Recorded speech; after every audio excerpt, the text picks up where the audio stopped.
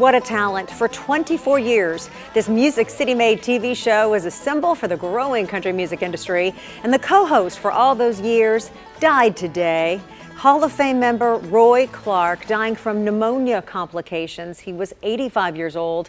News 4's Jimmy Carter knew Roy and worked with him on many times. In fact, Jimmy, he was to many country music stars such an inspiration. He really was. Country superstar Brad Paisley's grandfather loved hee-haw. He got Brad a Roy Clark learned to play guitar book when he was a very young boy. A Sears Silvertone guitar, the songbook, and there was hee-haw, a recipe for future country greatness.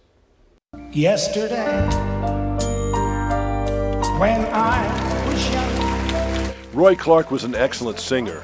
Yesterday When I Was Young was a pop and country smash. Jerry, yes. You want to come with me tonight to a lecture at the auditorium?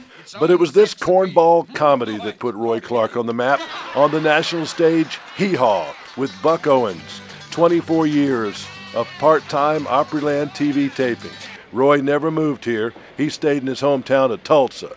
But his presence was felt on the Opry stage, every U.S. talk show, and his guitar mastery was appreciated in Europe, too. Old Lightning Fingers, a super picker, and funny. Not just hee-haw funny, but sitcom funny. Roy Clark was a beloved country legend, and for many, a hero.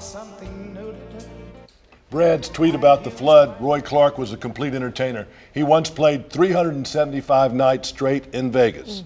Wow. He could only open for Petula Clark, and then he'd open for an Opry star. Roy Clark did it all, and he was a talented private pilot as well. Is that right? Gosh, I remember that's the first time I really got to know country music, of course, growing up on that show. And here you were last night.